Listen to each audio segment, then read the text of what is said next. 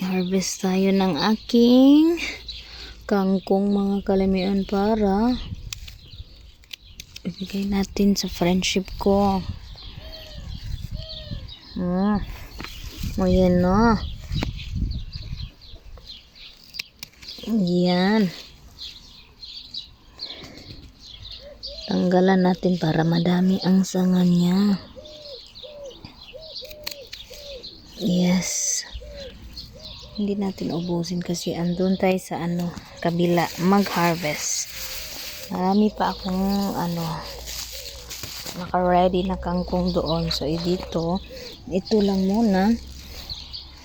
Yes, mga kalamian. Ayan di ba? Lami jud kaayo pag may gulay ka, may sarili kang garden dito sa Romania. 'Di ba? Ang galing, no? Thanks God sa blessing. Ang dami naming pananim dito sa Romania. Ayan. Ang aking upo, hewan ko kung mag-survive kasi sa init, grabe yung init sa Europe. Ewan ko kung makasurvive pa. Sana. Yung sitaw ko, ito yung kangkungan ko dito. Yung nakita yung green na parang ito yung basil para sa pasta. Naka-harvest na din ako dyan. Yan ang talong. May atsal. At saka, syempre, meron din kaming kamatis. O diba mga alamin, itutur ko na kaya. Meron din kaming cucumber.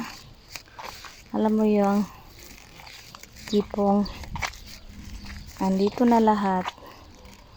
Ikaw na lang ang magsasawa sa gulay. Organic, walang chemicals. Gito galing sa Philippines. Pero doon ako mag-harvest sa harapan. Meron ako doong kangkungan.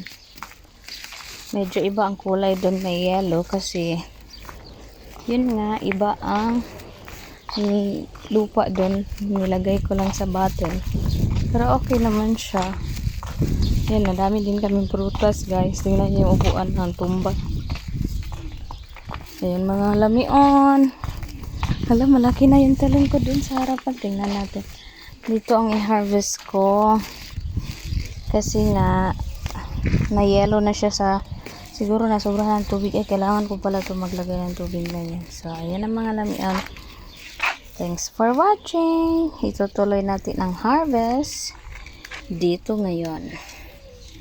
Lagyan natin siya dyan. Yes. Ay, thanks for watching na ako pero nag-video pa ako kasi gusto ko ipakita sa inyo. Hala, nasira na. Ang tigas kasi ng Wait lang guys. Thanks for watching na talaga.